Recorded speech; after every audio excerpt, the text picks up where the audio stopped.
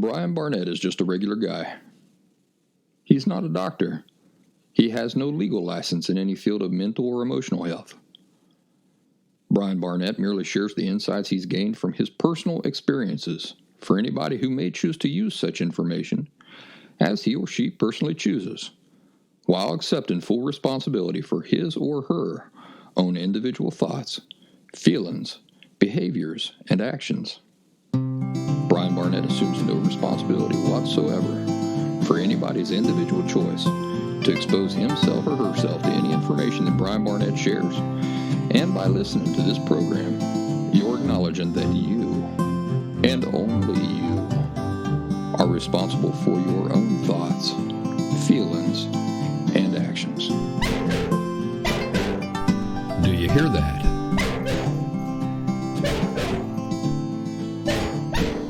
That is Orson jealously trying to get a toy away from the big captain, Bradbury, my other dog, who is chewing on a bone that Orson is just pining for. So that's why they're having that conversation. Orson wants the toy, but he's just not brave enough to go and actually take it from Bradbury. Happy Thursday, everybody, and welcome back to the Last Symptom podcast. I'm the host and creator of the Last Symptom, Brian Barnett. I'm glad to have you here, so thanks for stopping by. It's been a few weeks since I've hosted this show in its regular format. For about 4 weeks there, we had the pleasure of listening to various folks who are taking the Last Symptom Fundamentals course, which is an intensive course, about 3 hours a day for 10 days, or however you choose to pace yourself, being that it's a pre-recorded visual presentation. The course is meant to lay down a solid foundation of insights for you that can truly change your life and give you a tremendous leg up in your efforts to recover authentically and permanently from borderline personality disorder. I say that it is a far superior replacement to programs like DBT. The course is comprised of various insights that I myself had to have in my own experience from authentically recovering from borderline personality disorder, and I leave nothing out. Anyway, I want to thank those who participated in those episodes of this show. If you're interested in the Last Symptom Fundamentals course for yourself, or perhaps for somebody else, you can enroll at thelastsymptom.com. Thelastsymptom.com is my base of operations. That's my website full of free resources, just a couple of paid resources, and the place you can go if you've got a hankering to support my overall body of work with a donation. That's thelastsymptom.com. And let me take this moment to truly thank those of you who have taken advantage of the opportunity to donate to support my work. I really appreciate it. News of the World, a movie western starring Tom Hanks, comes out today or tomorrow. And when I say that, I don't mean at the theaters. I mean that available for streaming. So that's probably on my agenda this weekend. But before I watch it, I'm going to watch The Searchers with John Wayne. I've read that the Tom Hanks version is just a remake of the John Wayne classic. So, some big boots there to fill. I'm interested in seeing how Hanks pulls it off. I've read conflicting opinions about how he does. Some think that he's just playing Tom Hanks, and others say it was a great movie. So, we'll see. Today, as Walden, my cat, was nuzzling up against me, it occurred to me that I haven't talked about him lately. Do you remember my cat, Walden? He's the one I picked up outside of a pizza place one drizzly winter night a couple of years ago. And then I apparently had some stray cats who were in heat around my house because there were several episodes of this show where you had to listen to him crying out in agony for sex that he wasn't getting.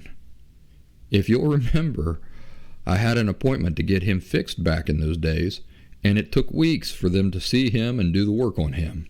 And in the meantime, the the female cats outside my house, the stray cats, were just driving him bonkers. Well, Walden has just turned out to be one of the best cats I have ever known, and I'm just so glad that I brought him home with me that night. Let me remind you that my thoughts at that time were, I'm going to bend over to pet this cat, and he's just going to scurry away, and that'll be the end of that. But instead, when I bent over to pet him, he pushed himself right up into my hand. So I've always recognized some special quality about this cat, and as time has gone on, those special qualities have just become more and more apparent to me. When I have visitors, Walden will actually go to the person, get up on a table or the counter or the trash can, grab their hand with his paws, and pet himself. Notice what I'm telling you. He will pet himself with their hand. You probably think I'm exaggerating that, but I absolutely am not. That is exactly what he does. Have you ever in your life met a cat like that before? Well, I had not until I met Walden and brought him into my life. He has such a lovable personality, and he's always wanting to be right in the middle of the action. When I'm playing with my dogs and they're getting all rowdy, he just loves to be around other people and other living things. And often I'll watch him staring out the window, and I will wonder what sorts of experiences and adventures he must have had in the year before I met him, while he was a stray, and just what life was like for him while our two paths were playing out in the way that they did. And as he's staring out the window, I'll wonder about what he's thinking about as he's staring out there.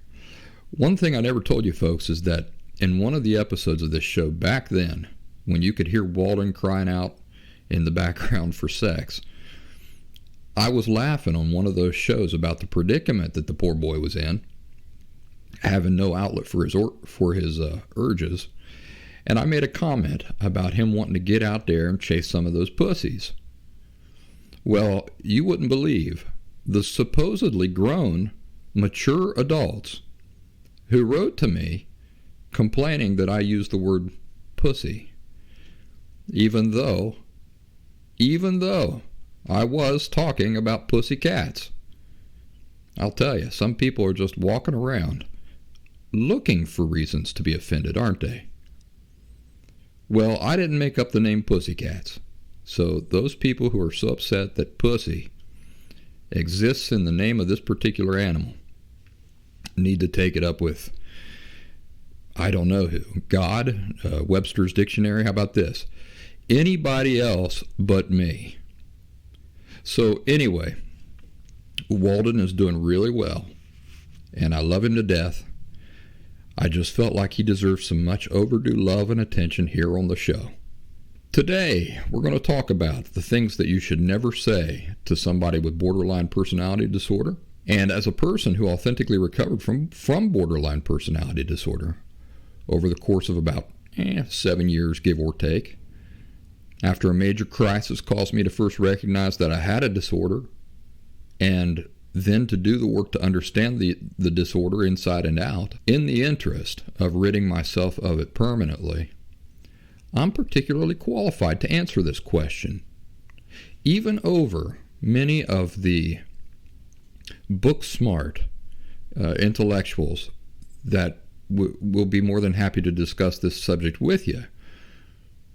But because I've had this personal experience, I've both been on one side of it dealing with the disorder. In fact, I've been on one side of it not even knowing I had the disorder. Then I was on that side of it dealing with the disorder. Then I had to figure out how to get rid of it and do the things required for that. And now I've been living for years without it. So I do have a much more comprehensive personal relationship with this disorder and authentic recovery than most people you're ever going to talk to.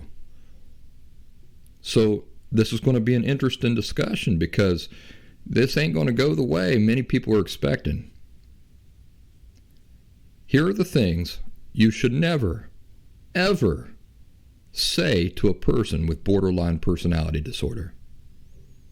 Number 1, borderline personality disorder is a mental illness. Number 2, borderline personality disorder is a mental health issue. Number 3, borderline personality disorder is quote-unquote genetic. Number 4, your trouble involves managing emotions.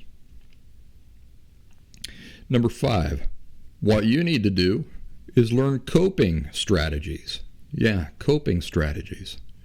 Number 6, DBT is the solution to borderline personality disorder. Number 7, you have a sensitive personality, which is why you developed borderline personality disorder. Number 8, borderline personality disorder has quote-unquote multiple possible causes. Number 9, is it?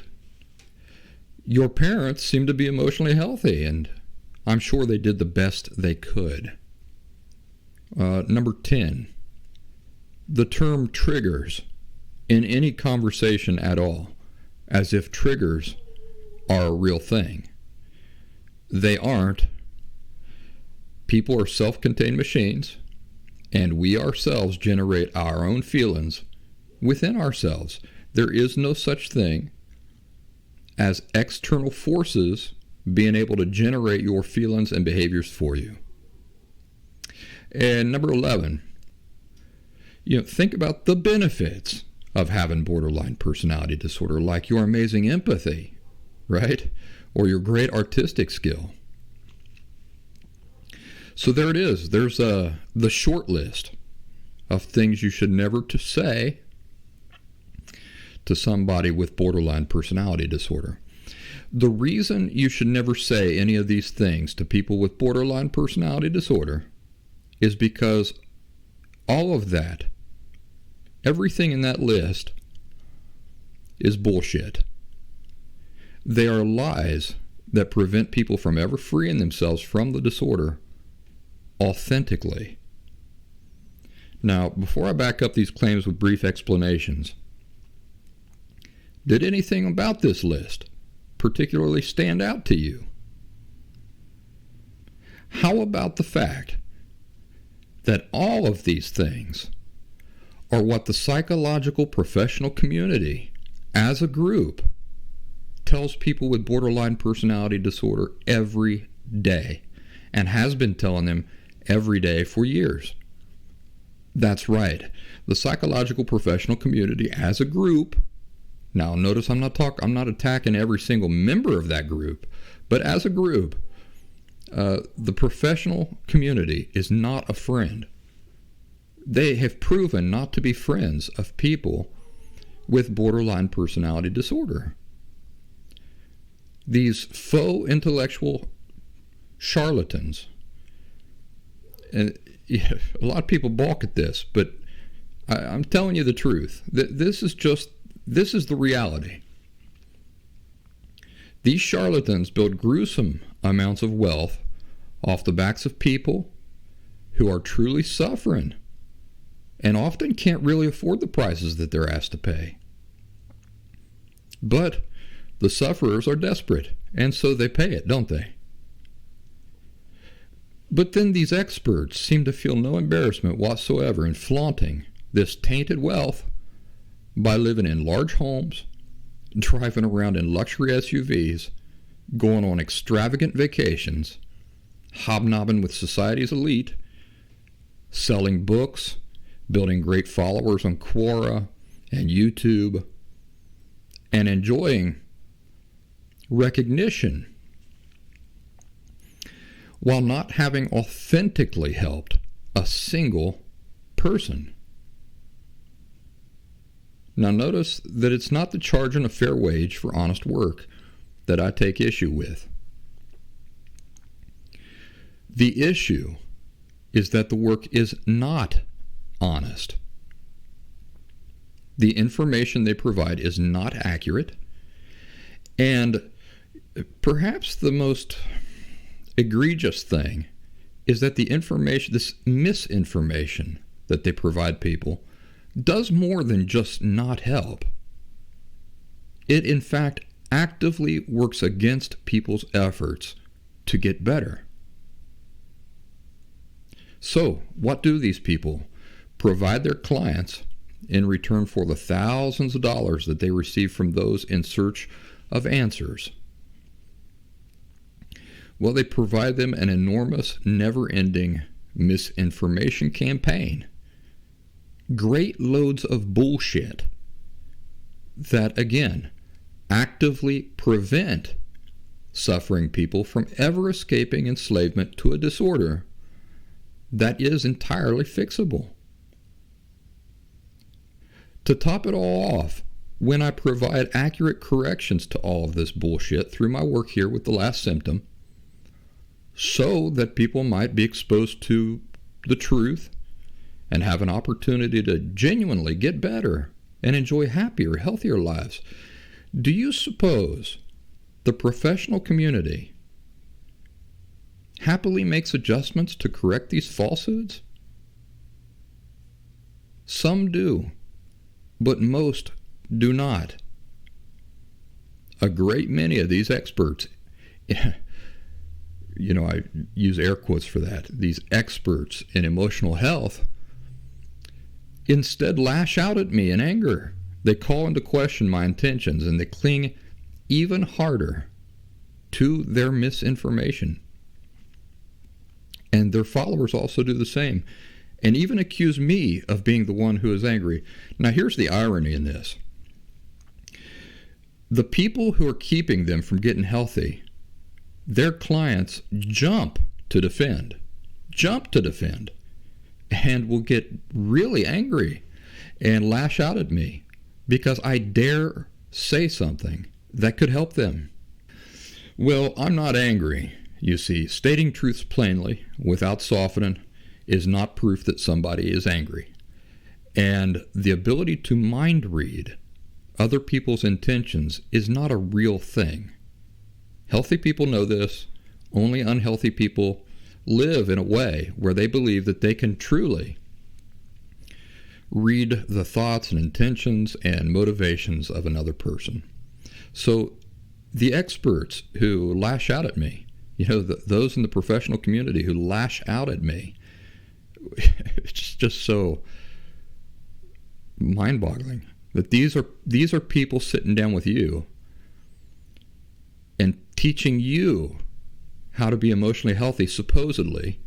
These are the same people that lash out at me and provide no reasons why the things I'm saying, why they think the things I'm saying are incorrect. They never provide the reasons, a coherent argument for why the things I'm saying are not real. Instead, it becomes this emotional lashing out. And these are the people sitting you down on their couches. So it'd be enough to make you laugh, except for the fact that everything, and I mean everything I just said, is completely true. So let's re-examine the previous list of things you should never ever say to a person with borderline personality disorder, which the professional community does every single day. And we'll talk about the reason why these things are inaccurate lies. First of all, borderline personality disorder is an emotional disorder, not a mental illness. A mental illness, by its very terminology, means that somebody's brain is malfunctioning. Now, borderline personality disorder in itself has nothing whatsoever to do with your brain malfunctioning. if you are simply living with borderline personality disorder, your brain is functioning precisely the way it's supposed to function. Now, the reason why I say if you're simply living with borderline personality disorder is because I don't know what other issues you might be dealing with. You might have a mental illness, but your borderline personality disorder is not a result of it. You know, I have an ingrown toenail and I have a migraine headache. The two things are not related. So that's why I say, if you are simply living with borderline personality disorder, in other words, if that's the only issue you're dealing with, then your brain's functioning precisely the way it is supposed to function. So, not a mental illness. Now, emotional disorder, on the other hand, is merely the natural, disharmonious results that occur from a person approaching life with an inaccurate, inappropriate understanding about it. So people who have emotional disorders live with these unhealthy understandings because they were taught them, not because they're crazy, not because they're mentally ill. It's absolutely no different than being taught to play the piano incorrectly, and then you go on to play the piano and the sound is horrible. Do you understand that you're playing the piano exactly the way you were taught? Your problems, the problems with the way the music is turning out have absolutely nothing to do with your brain acting up. You are playing precisely the way you were taught. According to the professional community, everything is a mental health issue, isn't it? Everything's mental health. That's right. Everybody's crazy. If you're stressed at work, you're crazy. If you're sad after somebody you love dies, it's because you're crazy. If you lose your job and you're feeling a little down about it, well, you're crazy. The reality is that very few things in this world can truly be attributed to mental health. The nature of almost everything everybody in the world is dealing with involves emotional health, not mental health. And the irony of this is that emotional health issues are frequently rooted in subtle misunderstandings about what? About the very nature of fundamental aspects of life. So what does the professional community do to help people suffering from these subtle misunderstandings about the nature of fundamental aspects of life? What do? They perpetuate and promote subtly improper, false notions about the very nature of what it is people are truly dealing with. Again, if what I'm telling you weren't completely true, it would make for such a great long belly laugh. By far, the vast majority of issues people are dealing with in today's modern world are emotional in nature, not mental. I happen to know of authors on Quora and elsewhere who are perfectly aware of this truth. And yet they still prefer to cling to and continue perpetuating the lie. Why? Well, for one thing, they lack insight. They don't understand how these subtle things create a barrier to people truly understanding what they need to understand in order to truly get better. But also, it seems like their primary interest is in the appearance of intellectualism, the acceptance of colleagues and peers, not having the courage to rock the boat, wanting to be part of the club, really, rather than in genuinely helping those suffering to completely and authentically understand the nuances of these issues that they're dealing with and to truly get healthy. So these Frauds are really engaged in a shameful activity. Borderline personality disorder is inherited. It's not genetic. Do you know what else you've inherited? Your culture, for one thing. You know, my love of fried green tomatoes and bluegrass music wasn't genetically passed on to me. They were learned, and they were emotionally embraced. Again, the professional community as a group never fails to disappoint. At the root of borderline personality disorder is, again, one's unhealthy, inaccurate, underlying perceptions about the inherent nature of what? Of feelings, self, and life. So, what does the professional community, this body of quote-unquote experts in emotional health, what do they do to help in response to this? Well, they pile on even more lies about what the inherent nature of your self is by trying to convince you that the issues you're dealing with are a genetic aspect of what makes you, you. The false suggestion from this being that you were just born that way. See, they're communicating the message to you that the issues you're struggling with are such an integral part of what makes you, you, that they are literally interwoven into your genes. Well, this is a complete and utter lie, told again by faux intellectuals who are completely devoid of insight. Now, there may be markers that genetic scientists can observe when analyzing your genes in a lab, but this is nothing more than misdirection. It's a big fat decoy duck that fools people who aren't very bright but believe that they are. Why do I say that? Because our experiences can alter our genes. Do you know what it means that our experiences can alter our genes? It means that the experiences that you had, which led to borderline personality disorder, is what the scientists are seeing in their microscope. You weren't born that way. But the fact that our experiences can alter our genes also means that the scientific studies are worthless for any practical issues related to your recovery. Why is that? Because our experiences can alter our genes. If you sit and think about what that means, yeah, it's going to give you a mind blow. This doesn't only work in one direction, folks. You have lots of experiences left to experience. And guess what?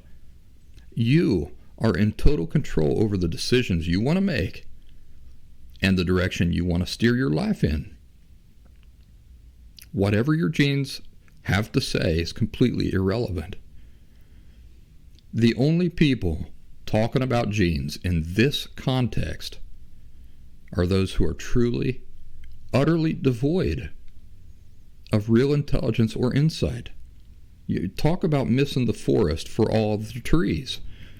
These people take the cake. If you're so pointlessly concerned about what your genes look like under a microscope, do the work to address the real underlying causes of borderline personality disorder, and guess what? Your genes will reflect it. So get to work. Don't let the lies and misdirection of these charlatans rob you of interest and enthusiasm in working to rid yourself of this disorder in an authentic and permanent way. Your trouble is not in your inability to manage emotions. I don't care what anybody has ever told you. I don't care what you've ever read. And I don't care the authority with which those people said it. Your trouble is not in your inability to manage emotions. It's another lie perpetuated by those who have no excuse for not knowing better. Here's the truth. Managing emotions is not a capability that any human beings possess. That's correct. Managing emotions is not a capability that human beings possess. Feeling is not something that we as human beings do. Rather, it's something we experience. So what does this mean in practical terms? It means that nobody is walking around controlling what they feel, nor the intensities in which they feel it. The healthiest people on the planet, I myself, do not possess the capacity to choose what I feel and how I feel it. When you observe a person who seems to always be perfectly composed and never gets rattled, what you are seeing is a person managing his or her thoughts and behaviors, not his or her feelings. Do you remember earlier when I told you that emotional disorder is the naturally occurring results of living with misperceptions about the nature of feelings, self, and life? Well, this is just one instance of many where this is true. The false belief, the totally erroneous belief that's not rooted in reality at all, that as people, we can and should control what and how we feel. We can't, and the true nature of feelings is such that they cannot ever be classified as good or bad, right or wrong. Once again, what does the professional community as a group do to quote-unquote help in response to people's erroneous understanding about feelings? Well, they tell you that you need to learn to manage them, don't they? In other words, they completely lie to you about the very nature of what feelings are and what your feelings are doing and why they're doing it. Borderline personality disorder does not involve your feelings behave in any way whatsoever differently than the feelings of anybody else. Now, this may be hard for you to truly grasp at this point because you say, I feel such intense things and I don't see other people feeling such intense things. But as you progress in your learning, you'll begin to understand. But for now, let me illustrate it this way. Imagine that I live with the perspective, all right, that all dogs are extremely dangerous. And I can use a dog illustration here right now because my neighbor dog is barking and interrupting my show here, but you might be able to hear him. So I live with the perspective that all dogs are extremely dangerous. Now imagine that one day I'm taking a walk and I look down and I see a big old dog walking right along next to my leg. Can you imagine that? I'm just walking along, beautiful day, just lost in my thoughts, and I look down and there's the biggest dog I've ever seen just walking alongside my leg. Now remember what my perspective is that I live with, that all dogs are extremely dangerous. Now can you imagine the feelings I would immediately experience when I look down and see that dog? Do you see that it's the perspectives I live with that give rise to the intense feelings I experience in that moment? But now what if I live with the perspective that all dogs are extremely lovable and I have nothing to worry about from any of them? Now I'm walking along and I look down and there's that big old dog. What has happened to my feelings? Do I feel the intense fear upon looking down and seeing the dog? I don't. Well, what was different? The difference is the perspectives that I live with. You see that? The reason I say that your feelings are not behaving any differently or more intensely than anybody else's feelings is because the reality is that anybody, absolutely anybody, living with the same perspectives that you do toward life would experience similar feelings in similar intensities in similar situations. Your feelings are not in any way to blame for the issues you are dealing with if you have an emotional disorder like borderline personality disorder. Rather, it's the misperceptions you live with that is at the root of all of that stuff. Correcting the learned misperceptions you live with will cause your feelings, as well as their intensities, to naturally adjust. In turn, why is that?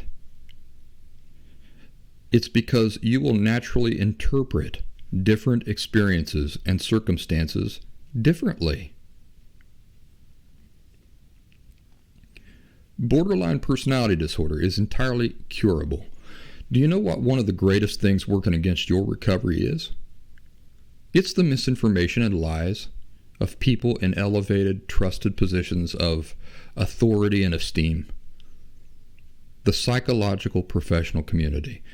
And you'll have noticed that I've made it a point to criticize them as a group, and the reason for this is that within that group, there are many, many insightful members that are truly helpful.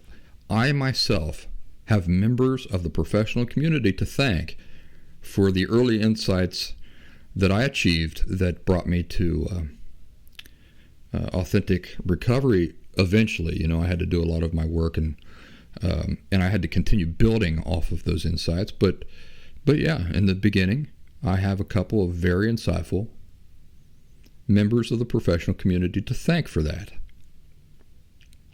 So there are many insightful members of the professional community, but it is as a group that they not only fail society, but this is the kicker. They actually actively contribute to keeping people unhealthy.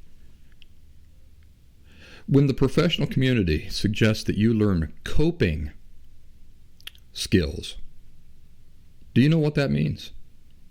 It means that they're content with having you continue living with a disorder for the rest of your life that there's absolutely no reason for you to continue living with, and they think you should be content with this too. DBT stands for dialectical behavioral therapy. In other words, therapy for your behaviors. Do you know where your behaviors fit into borderline personality disorder? Well, let's ask it this way. Are your behaviors the underlying cause of anything? No. Your behaviors are merely symptoms of the underlying causes. Now, I hope you understand that nobody ever fixed a problem by simply focusing on and addressing symptoms of a problem. So I use this illustration all the time. Those who have been listening to me for a while will recognize it. Aspirin can make your headache feel better if you have a brain tumor. But the aspirin doesn't do anything to address the brain tumor. DBT is not the solution for anything. It's an elaborate, expensive, time-consuming aspirin. How about your sensitivity?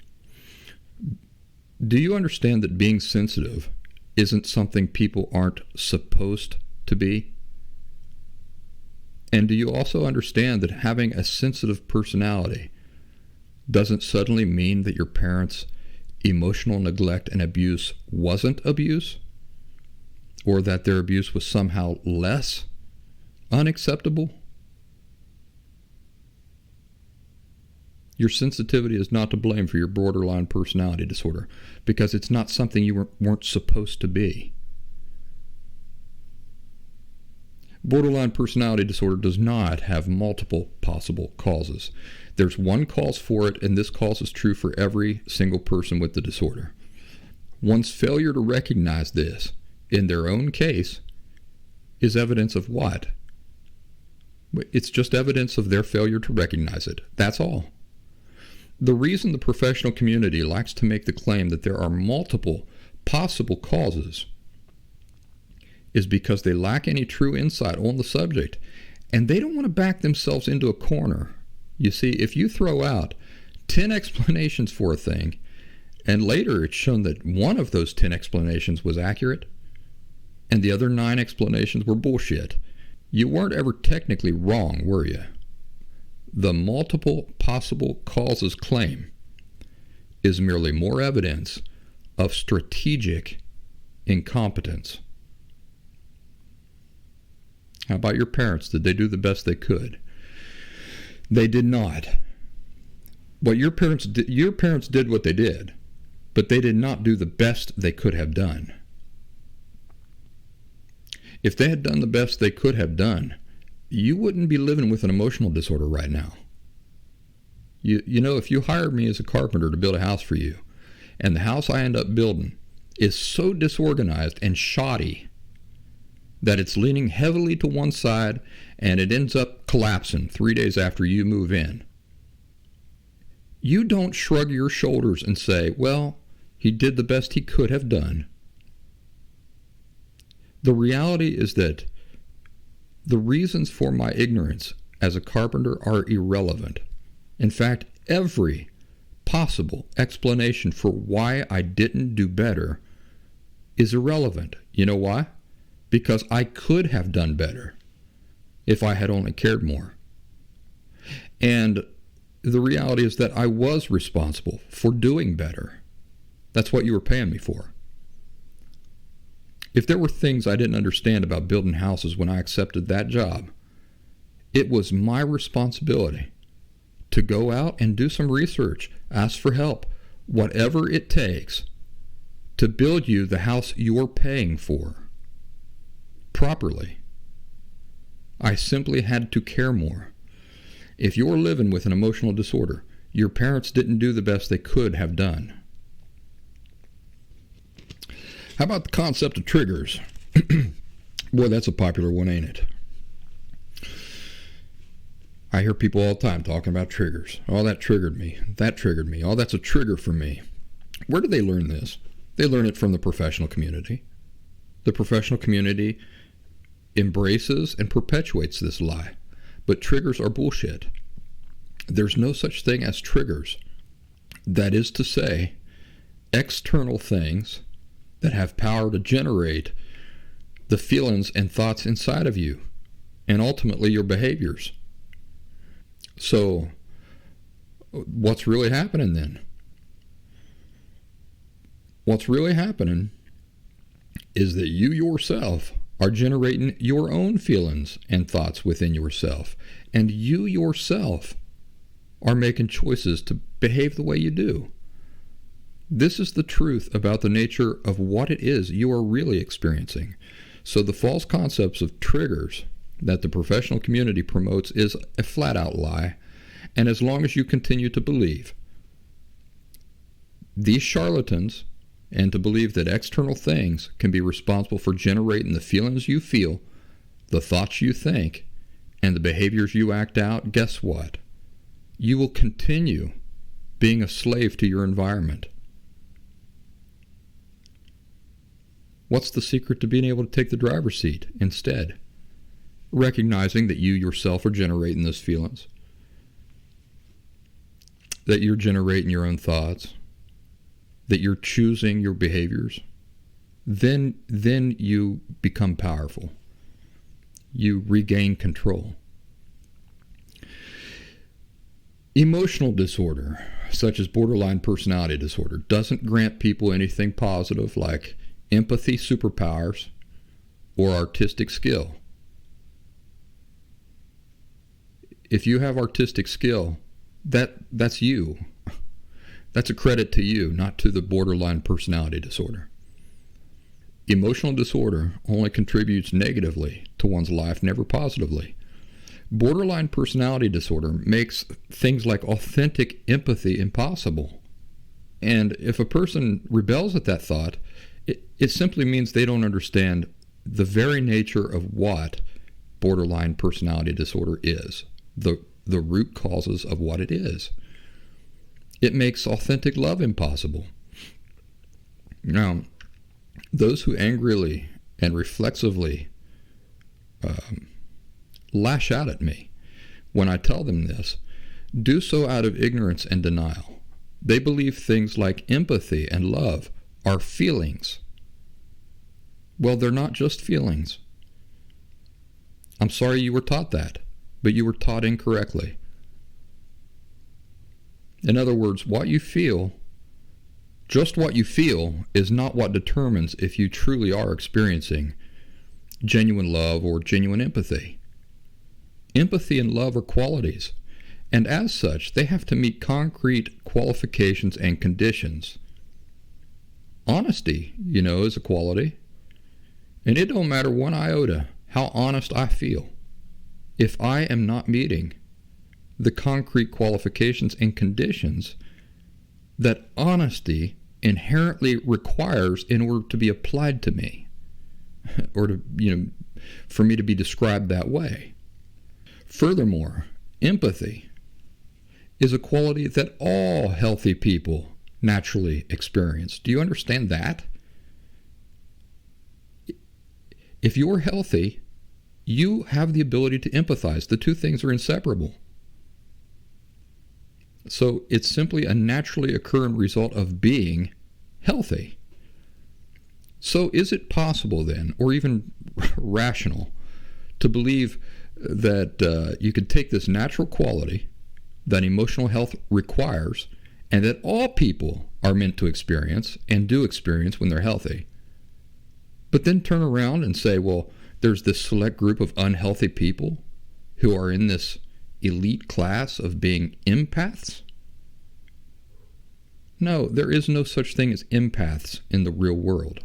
There's unhealthy people who feel things strongly. That's not empathy. So those who consider themselves as empaths do so because they take comfort in believing something about themselves that makes them feel good about themselves. But this is not the reasoning of healthy, insightful people. It's only the reasoning of unhealthy, ignorant people who are in denial. If they ever want to experience genuine empathy, and they don't even know what that is because they've never experienced it, but if they ever do want to experience the genuine thing, as opposed to this inferior, artificial, imaginary, unhealthy kind that they currently experience, they must do the work to rid themselves of emotional disorder authentically. So, I could do a 10-hour show just on the empathy topic alone. From experience, I already know that what I've said about empathy will receive furious reaction. And in fact, it's a topic that's useful for me in my work for sorting out those who are genuinely interested in authentically recovering from borderline personality disorder from those who are not genuine, who simply prefer to have the things they want to believe confirmed. And one last thing that I'll say about DBT. If you're still living with borderline personality disorder, resist the urge to write to me about how great DBT is, because if you don't understand how absurd that assertion is, given the context, I don't know what to say to you. DBT did not cure you of borderline personality disorder. Therefore, my point remains, and you have helped confirm its truthfulness, that DBT is not a solution to anything whatsoever. It's a hot bath. You take it, you feel a little bit better, but your underlying issues remain. In fact, I talked to a girl a couple months back. She was going into DBT for the 4th time. May I suggest raising your standards? Nothing that merely addresses the symptoms of borderline personality disorder is the solution for anything whatsoever. I don't care how much you think it helped. It helped you do what? Be content, continuing to live with the underlying causes of borderline personality disorder? Does that sound great to you? Anybody who's content with DBT is so because they don't know anything better, and that's all there is to it. It's ignorance. And I don't say that with any intent to offend anybody. I say it because it's true. You don't know what you don't know. So the inferior thing, the thing that has done nothing to authentically address your problems, seems pretty great to you. But you really are listening to somebody here who once had borderline personality disorder and now really does not. So what are you going to be able to tell me about these inferior, artificial approaches that's going to impress me? You are still living with an emotional disorder, and I am not. So I have the advantage here, whether you are happy about it or not. You can remain content with all of these artificial approaches, artificial experts, and false, though admittedly popular, concepts, or do the wiser thing and try to learn from me how I rid myself of the disorder for real. Do you understand that this is the help I'm trying to offer you and everybody? But those of you who aren't interested in this because of pride, suspicion, or cynicism, it's very sad. But it's your life, and that's up to you, and I won't lose any sleep over it. One last thing I'll say today about critics is that I would just like you to take a note. Just take a note. Anytime you come across any critics of the Last Symptom, take a note that they focus on me. So think about all the topics we've discussed here today. Do they focus on those topics and on the information within there? No, they don't. They focus on me. You'll notice this every time. And they focus on the intentions that these critics imagine for me. This is called mind reading. And only emotionally unhealthy people believe that they possess this ability. So they attack me and my imagined intentions, which they truly believe they have the power to determine, even though they have no access to my inner thoughts or feelings. And they do this while never trying to specifically refute with rational, well-formed arguments any of the points themselves that I make. Another thing you will see is sarcasm. People who believe sarcasm is the same thing as a coherent argument. Do you understand what I'm saying? So instead of saying, no, I disagree with this specific point you made because of such and such, and they really detail this really cohesive, well thought out argument, they instead say things like, oh, well, clearly you're just too smart for little old me. I couldn't possibly ever rise to your intellect. You see, that's somebody who believes sarcasm and presenting a coherent case are the same thing, or that one is a valid replacement for the other. But what does it not do? It does not address the points that I have presented. And then, do you know what I see when I go check out what the sarcastic asshole does for a living? Psychologist, or therapist, or counselor. These are the people sitting down with you, sitting you down on their couches, and teaching you how to be emotionally healthy. Isn't that nice? Well, there's a reason why these individuals don't build a coherent case and address the points in my work. It's because everything I tell you in regards to borderline personality disorder and recovery is true.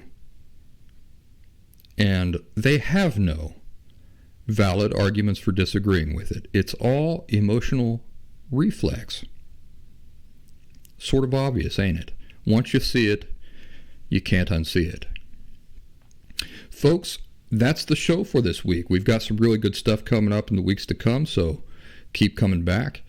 Do something nice for yourselves this weekend, and I'll see you back here next week. This is Brian Barnett. Thanks for spending an hour or so with me here this week. I appreciate it.